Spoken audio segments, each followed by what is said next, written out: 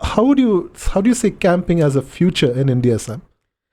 Raj, I see camping in India as a future. No, the potential is there. Mm-hmm. Okay, now if you look at physics, there is what is called object is in motion till the point the velocity reduces and it comes to a stop.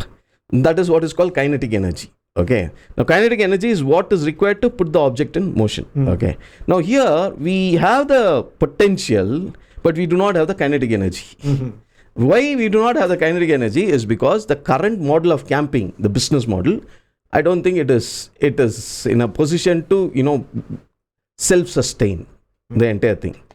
Because if you look at camping in India, while we talked about previous this thing that it is very similar to what we offer as a Gurukul experience or a convention experience or a retreat experience, but still people tend to look at it in a very, very narrow way. Okay, they look at camping as it's a slightly more what you call something which is luxury, which is not an everyday. It's not like us going to a church on a Sunday or going to a temple on a Friday.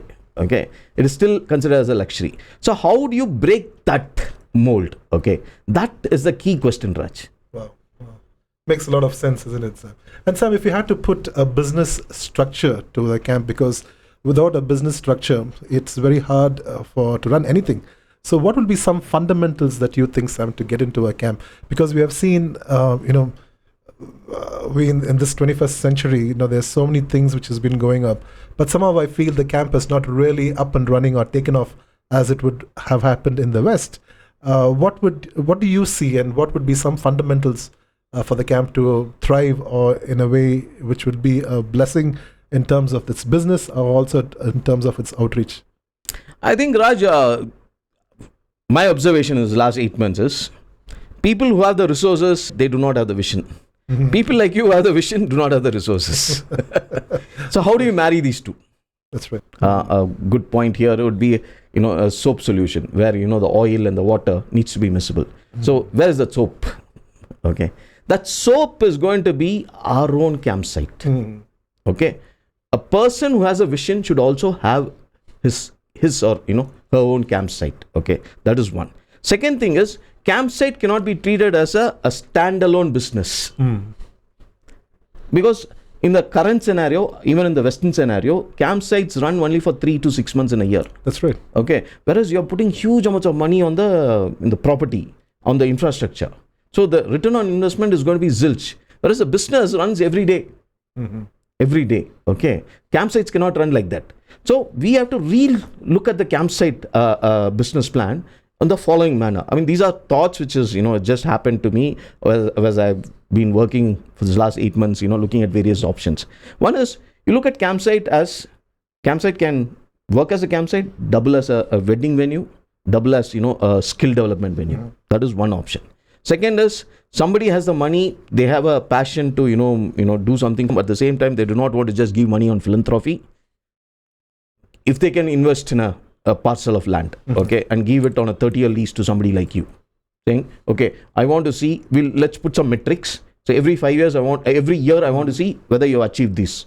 We'll work on a 30-year lease where he invests on the property, you invest on all the infrastructure.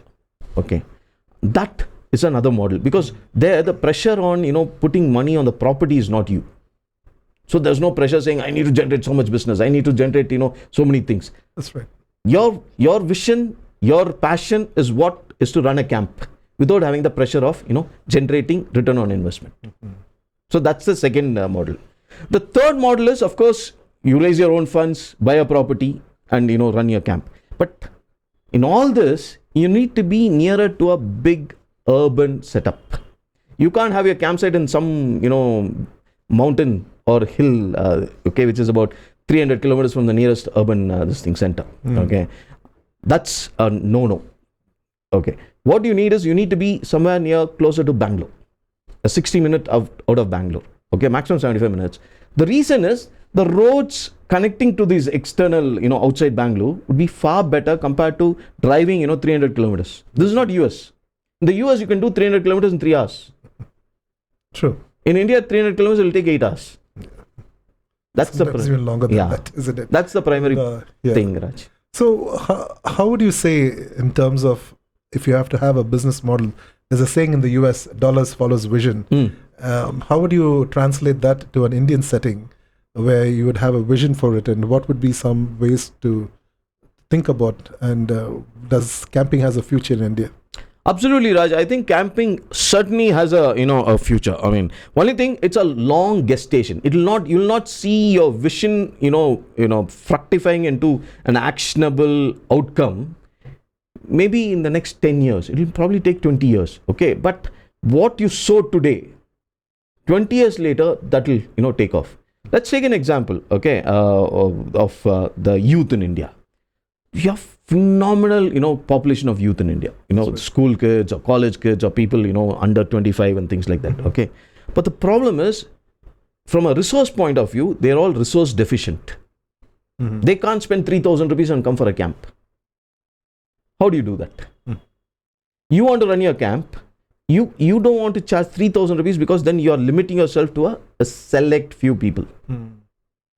How can I run my camp without, putting pressure on my system and still charge people only 500 rupees for a one-day camp? If you are able to, get an answer to that, Raj, and there is an answer to that, Raj. It's not impossible, but we need to, put our hands and mind and to make it happen.